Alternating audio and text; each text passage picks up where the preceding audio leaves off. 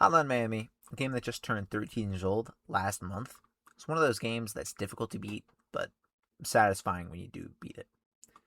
Being a fast-paced, top-down shooter, the game is easily able to constantly extend the amount of rooms filled with enemies.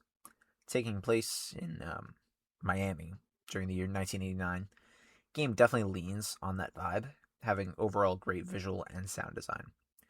The game's uniqueness comes from the different masks that you can equip, drastically changing how you play each level, giving you different effects. Add this on to the generous selection of weapons, varying enemy types, and combo-style point system that you rack up, makes an all-around great game. Keep an eye out for when this game goes on sale. It gets dirt cheap, but the regular price of $10 is still pretty reasonable. Especially when you consider the amount of time you could sink in getting these 35 achievements. As always, here's the timestamp for the rating, in case you want to skip the surprise. These achievements are all for beating the game, beating the post-game, and solving the puzzle to get the secret ending. For the puzzle pieces, they look like little purple squares on levels that can only be found with the Rasmus mask. I won't spoil the puzzle, but it will tell you when you have the letters in the right spot. These achievements are for getting the combo strings in the game, from a 4x combo to 12x combos.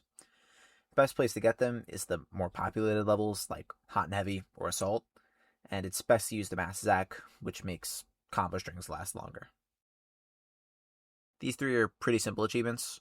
Throwing a weapon at a guy and knocking the gun out of his hands so that it hits someone else sounds complicated, but it's pretty common, trust me. Then there's using a human shield, done by executing an enemy while holding either a silenced pistol, magnum, scorpion, Uzi, MP5, or double-barreled shotgun.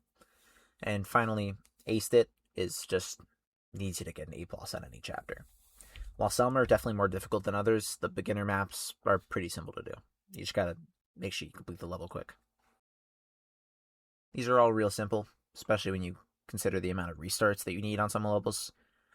But for these achievements, you need to kill 99 dogs, 1,989 enemies, destroy 200 glass panels, die 1,000 times, and go to the car 60 times, respectively. Fairly reasonable stuff you'll get over time. This triplet is all about using the throwing item, the brick. It ranges from getting a bounce kill, to getting a double kill, to getting a triple kill. Best place is the more populated levels. These achievements are a little more complicated and are all about collecting and using. I Got New Friends and Zookeeper need you to collect every weapon and mask. Then Guns for Show, Pitcher, Knife for Pros, Sounds of Animals Fighting, and Always on Top need you to use every gun, throwing weapon, melee weapon, mask, and round kill. This group are level-specific achievements, a little complex, but nothing crazy. Batman needs you to clear Chapter 2 with the Nigel mask, which is just inverse controls. These Are My Guns needs you to do Chapter 5 barehanded. Catfight has you kill the Panthers in Chapter 15 with the Brandon mask. Sewer Alligator has you visit a sewer behind the Chapter 5 building after you kill everyone. You also need a crowbar from inside to open the sewer. And finally, Smell Something Burning has you on Chapter 6. You need a fire axe, which is on the right after you get off the elevator, and you need to use it on the thug in the bathroom. This is definitely the toughest achievement of the whole game. You need to get A+ on all the chapters, excluding chapters 12, 15, 18, and 19, along with the special and bonus chapters. I would genuinely suggest to look up a guide on the point requirements. Also, use the Zac mask. This is your bragging achievement. Display purposes only.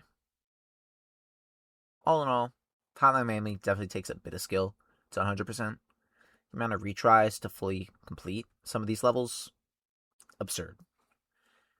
Some of them just taking a couple hours on their own, but not too bad. Solid 3 out of 10 difficulty.